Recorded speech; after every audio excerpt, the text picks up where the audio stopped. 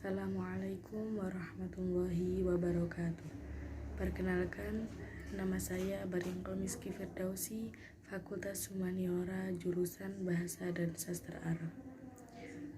Di sini karena ada tugas dari kampus untuk melakukan video resume, maka saya akan menampilkan video resume. Silakan disimak ya teman-teman. Materi 1 PBAK hari ke-1. Ada 3.700 dari peminat masuk di UIN Maliki, sejumlah 78.430 orang, dan 3.751 telah menyisihkan 1 orang. 21 orang diterima melalui 5 jalur penerimaan mahasiswa baru. Ada Senam PTN, SPAN PTKIN, SBM PTN, jalur UM Mandiri Tulis dan Mandiri Prestasi. UIN Malang memiliki 7 fakultas. Yang pertama, Fakultas Kedokteran, Fakultas Ilmu Kesehatan, Fakultas Ekonomi, Fakultas Saintek, Fakultas Psikologi, Fakultas Humaniora, dan yang terakhir Fakultas Syariah. UIN Malang juga mempunyai kurang lebih 500 mahasiswa dari 34 luar negeri. UIN Malang juga mendesain kurikulum berwawasan internasional, memperbanyak program studi yang tersertifikasi internasional maupun yang akreditasi internasional. Sejak tahun 2008, UIN sudah mendapatkan sertifikasi ISO 9001-2005, 9001-2008, dan 9001-2015. Kemudian pada tahun 2020 ada 4 program studi yang sudah mendapatkan A sertifikasi dan kemudian juga banyak yang tertarik. UIN Malang memiliki integral kelembagaan. Jadi ada 2 integral, yang pertama integral keilmuan dan yang kedua integral kelembagaan integrasi. Di UIN Malang hingga sekarang tidak kurang dari 2.000 mahasiswa UIN Malang adalah para hufad, yaitu para penghafal Al-Quran. Mereka berlatar belakang fakultas maupun program-program yang berbeda-beda terhadap agama, yang akan mendirikan semuanya menjadi generasi dan mahasiswa yang unggul, dengan toleran dan menyusun prinsip serta nilai-nilai keragaman, memiliki jati diri keislaman yang kuat, memiliki komitmen kebangsaan yang kokoh, cinta negara, cinta budaya, dan cinta yang menjadi aset dan kekayaan bangsa Indonesia, serta mampu menempatkan diri di tengah atau posisi yang mudah. Materi kedua, PBAK hari pertama. Bapak Wakil Rektor mengajak bahwa mahasiswa baru itu harus mengupayakan diri secara mental spiritual dalam mengikuti kegiatan-kegiatan perkuliahan di kampus UIN Maulana Malik Ibrahim Malang. Kampus UIN Maulana Malik Ibrahim Malang otomatis berbeda dengan kampus-kampus yang lain, apalagi dengan kampus perguruan tinggi umum. Para mahasiswa nantinya akan memperoleh sesuatu yang tidak diperoleh di kampus-kampus perguruan tinggi. Termasuk kampus ini juga menyediakan berbagai macam fasilitas-fasilitas kegiatan kemahasiswaan, karena para mahasiswa harus menyiapkan secara mental spiritual, melakukan transformasi gaya belajar dari tingkat SLTP menuju model pola belajar di perguruan tinggi. Karena itu harus berpikir ilmiah. Mahasiswa harus punya kemampuan untuk berpikir ilmiah. Pada hakikatnya adalah berpikir yang selalu dilandasi dengan ilmu pengetahuan, baik pengetahuan umum maupun ilmu pengetahuan keagamaan, yang notabene kampus ini adalah kampus keagamaan yang bernaung di bawah Kementerian Agama Republik Indonesia. Inilah yang membedakan dengan kampus-kampus yang lain bahwa kampus kita visi misi ira semangatnya adalah dipengaruhi oleh niat cita-cita menegakkan ajaran Islam, melanjutkan perjuangan Rasulullah SAW. Karena itu, sekali lagi, berpikir ilmiah harus didasari karena kita adalah masyarakat berilmu mahasiswa. Juga manusia berilmu beda antara mahasiswa dengan yang bukan mahasiswa. Karena itu, maka yang kedua, kita ini di samping berpikir ilmiah juga harus berpikir positif. Selalu berperilaku positif, bukan sekedar punya pikiran, bukan sekedar berpikir, tapi harus diwujudkan dalam bentuk perilaku positif. Berperilaku positif sebagai mahasiswa itu indikatornya antara lain adalah tampil dengan gaya khas mahasiswa UIN Malang. Mahasiswa UIN Malang itu berbeda dengan mahasiswa perguruan tinggi umum. Materi 1 PBAK hari kedua tentang Dewan Eksekutif Mahasiswa atau biasa disingkat dengan DEMA. Dewan Eksekutif Mahasiswa merupakan organisasi intrakampus yang merupakan lembaga eksekutif mahasiswa di level universitas. Fungsi DEMA yaitu yang pertama sebagai pelaksana program organisasi kemahasiswaan. Yang kedua sebagai lembaga yang mengkoordinasikan dan menginstruksikan pelaksanaan kegiatan kemahasiswaan di tingkat universitas. Tugas DEMA ada 3. Yang pertama, melaksanakan program kerja organisasi yang sudah disepakati oleh Senat Mahasiswa atau SEMA Universitas. Yang kedua, mengkomunikasikan dan menginformasikan kegiatan kemahasiswaan di tingkat universitas. Dan yang ketiga, melaksanakan koordinasi dan sinkronisasi kegiatan kemahasiswaan. Kementerian DEMA Universitas ada 6. Yang pertama, Kementerian Dalam Negeri, yakni mengkoordinasikan atau mengkomunikasikan di lingkungan internal UIN Malang. Yang kedua, Kementerian Sosial, Hukum dan Politik, yakni pengembangan terkait isu-isu yang berkaitan dengan sosial hukum dan politik. Yang ketiga, Kementerian Agama. Yang keempat, Kementerian Pengembangan dan Kreativitas.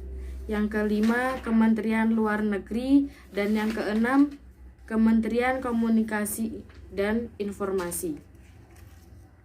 Struktur pengurus DEMA terdiri dari ketua, wakil, sekretaris, bendahara, dan 6 kementerian yang masing-masing kementerian dibantu oleh sekretaris kementerian.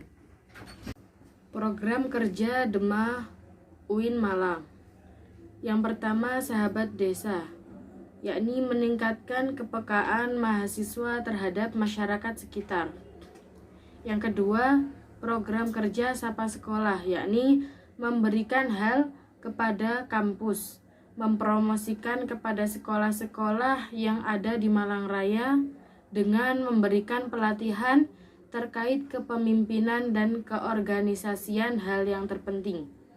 Yang ketiga, program kerja yang berkaitan dengan sosial hukum dan politik yang nantinya akan memiliki program kerja, yaitu Rihlah Parlemen yang berfungsi untuk berdiskusi dengan para pimpinan yang ada dalam birokrasi Republik Indonesia. Materi kedua PBAK hari kedua, yakni tentang Senat Mahasiswa atau biasa disingkat dengan SEMA. Senat Mahasiswa adalah organisasi mahasiswa UIN Maulana Malik Ibrahim yang berperan sebagai lembaga legislatif yang mengkoordinasi denah UGM dan HMJ. Visi SEMA yakni terwujudnya Senat Mahasiswa Universitas sebagai lembaga legislatif, transformatif, kolaboratif, progresif, berdasarkan asas kebersamaan dan kekeluargaan, serta menjunjung tinggi profesionalitas. Fungsi Senat Mahasiswa yakni yang pertama, advokasi, 2 legislasi, 3 pengawasan, 4 penganggaran. Tugas SEMA atau Senat Mahasiswa yakni yang pertama, mengawasi dan mengontrol Dewan Eksekutif Mahasiswa.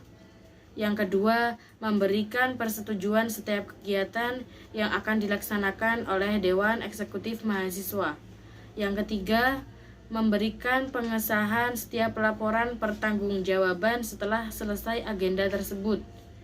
Yang keempat, memfasilitasi aspirasi mahasiswa UIN Maulana Malik Ibrahim Malang dan menyalurkan kepada pihak-pihak yang bersangkutan. Yang kelima, mengawasi setiap kebijakan dan keputusan yang diambil oleh Dewan Eksekutif Mahasiswa. Yang keenam, merancang dan menetapkan peraturan organisasi UIN Maulana Malik Ibrahim.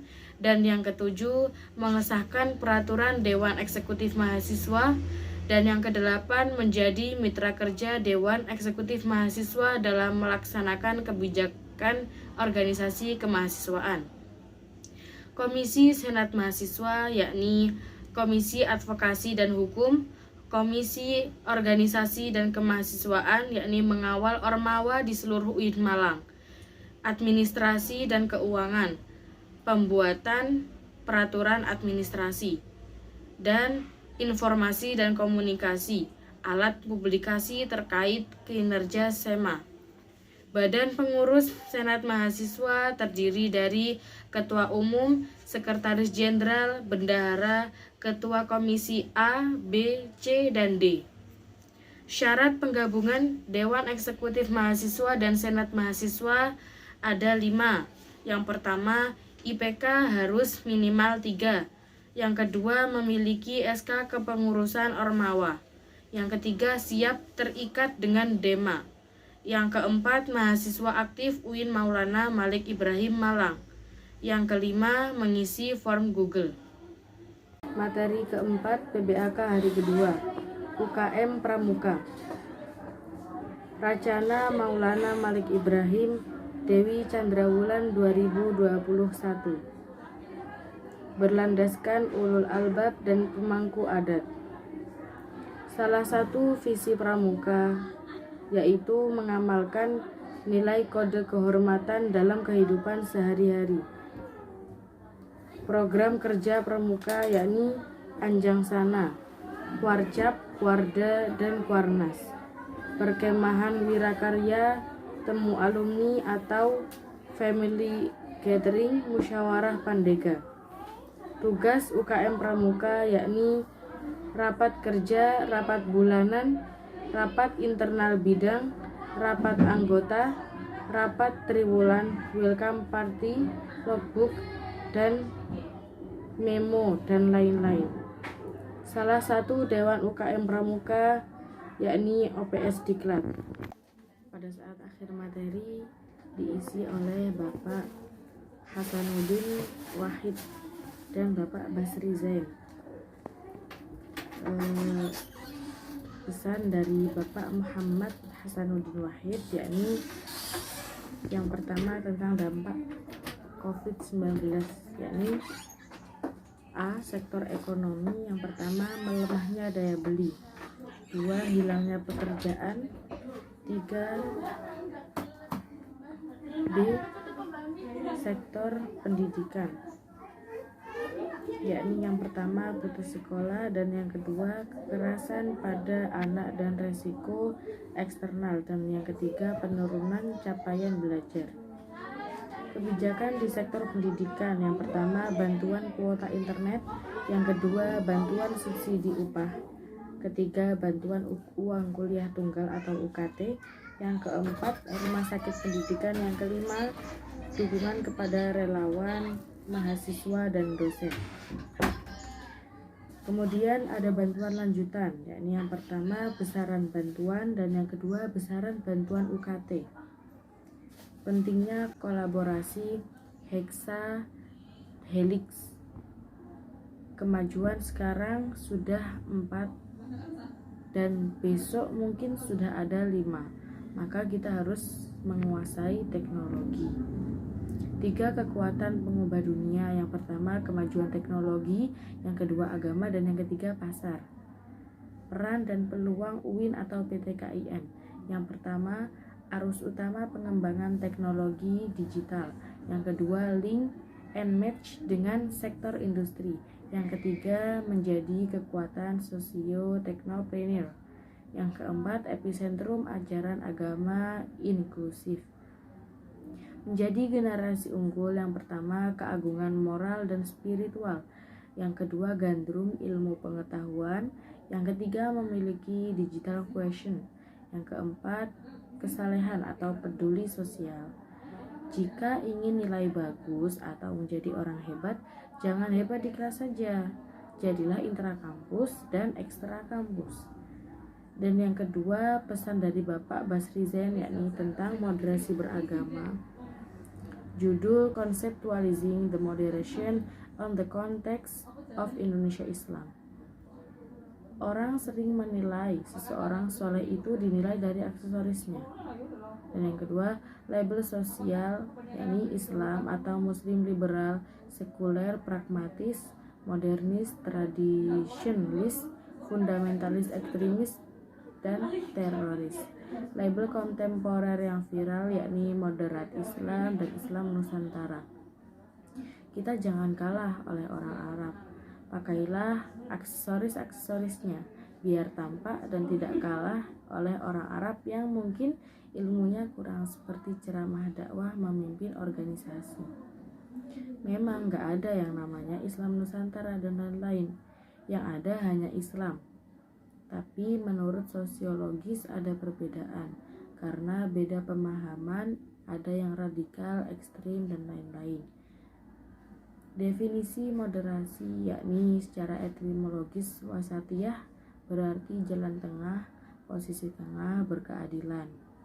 Secara terminologis, pemahaman atau praktek keagamaan yang menjunjung tinggi kesetaraan, keberagaman, toleransi, dengan berpijak pada prinsip tawazun antara rasio atau logika, teks, serta konteks. Dasar teologis, yakni Al-Quran Surat Al-Baqarah ayat 143, beberapa hadis dalam Sahih Bukhari, legal opinion of the jurists and Muslim scholars. Kenapa moderasi relevan dan urgen di Indonesia? Yang pertama, karakter Islam sebagai agama rahmatan lil alamin yang menjunjung tinggi keadaban dan harmoni inter dan antar pemeluk agama. Yang kedua, historisitas Islam di Indonesia, yakni masuknya Islam ke Nusantara via dakwah not war. Yang ketiga, karakter masyarakat Indonesia yang lekat dengan kesantunan dan harmoni, yakni akar tradisi Hindu, Buddha, dan lain-lain. We are not the Middle Eastern Arab. Yang keempat, ideologi bangsa Pancasila dan moto Bhinneka Tunggal Ika. Dan pesan yang terakhir, yakni yang pertama, mahasiswa harus memerankan diri sebagai agents of change dalam menguatkan dan mendiskriminasi agenda moderasi. Yang kedua, mahasiswa harus mengedepankan kepentingan kebangsaan dan keagamaan yang sesuai dengan prinsip moderasi.